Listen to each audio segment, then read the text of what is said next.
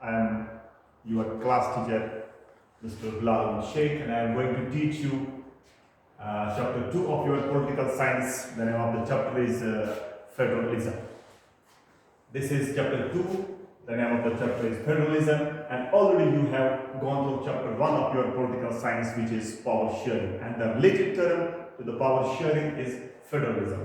Like as power sharing means decentralization of power or the sharing of power among the different organs of government. Similarly, we have the term federalism, which also means the sharing of power among the different levels of government. You have different levels of government in the federalistic country. Like we see, you have this government at central level, you have the government at state level, you have the government at district level. Now you have the three levels in a federalist country.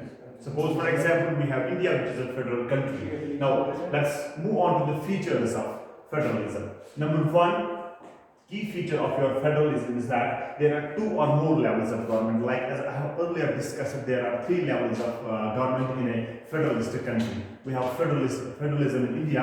You can see the BJP at the topmost level of your country. That is the union level, and you can see it is a central level. Another feature of this federalism is that there are different tiers of government, the government with the same citizen. You have, for example, at the center you have BJP, and at the state you have different system of government. You have different level of government, different kind of party ruling to your country, ruling to your state. तो यहाँ पे क्या होता है, यहाँ पे एक party जो होती है एक कंट्री को रूल करती है. For example, you have the BJP here.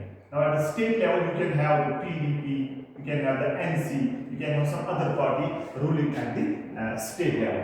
But the function of both the parties is to govern the same citizens. At the same time, BJP is ruling the citizens of JNK. At the same time, PDP is ruling the same citizens of JNK. So you have two governments to govern. You have two levels of government governing the same citizens. At the state, at the central, you have one party, and at this state level, you have another party governing the same citizens. But at the same time, the level of this tier of government has its own jurisdiction. Means the tier of government at central level cannot interfere in subspheres of state government. So, for example, there are only three ways through which center can interfere in the state government.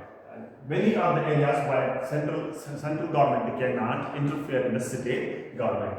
So there is another feature. No amendment in the constitution by one level of government requires consent from both all levels of government. What does that mean?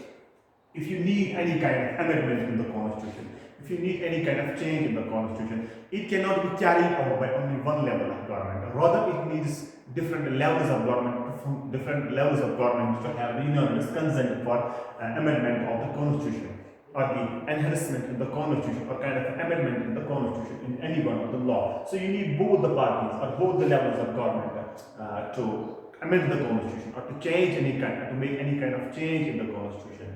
So feature number 4, the highest court acts as the umpire for the states to solve disputes. In this kind of federalism, you have one Supreme Court, for example, in India, which actually works as an umpire between the states. It acts as a dispute solver between the different states. So, for example, a high court cannot solve the disputes between the states. It's actually the Supreme Court which solves the disputes between the different states. Okay, this is the highest court, which is the Supreme Court, only one court in the entire country. This is point number 5. The federal system has two objectives: to safeguard and promote unity of country, while at the same time accommodate regional diversity. This federal system has two objectives. In this kind of federalism, this federalism has two objectives. One, it safeguards and promotes unity of the country. Number one, it has to ensure that it's promoting and safeguarding the interests of the people and promoting the unity of the country. At the same time, this federalism has to accommodate the regional diversity. Means there are different kinds of people living in the same country. You have, for example, people with different cultures, people from different backgrounds, people from different religious backgrounds. You have to accommodate them in the same country. This is called the unity in diversity. India had, for example, we have India, which maintains the unity in the diversity only if there's kind of a federalism. So what is this? The federalism system has two objectives to safeguard and promote unity of the country, while at the same time accommodate regional diversity. Federalism means there are the power is shared among the different levels of government. At the same time, you have another term that's called unity, unitary feature. What does this unity mean? Unity means when the entire power is holding by the central level or the highest level of the government. Which, for example, you have the party at the central level. The entire country is governed by this by the single party. That is the one party at the central level.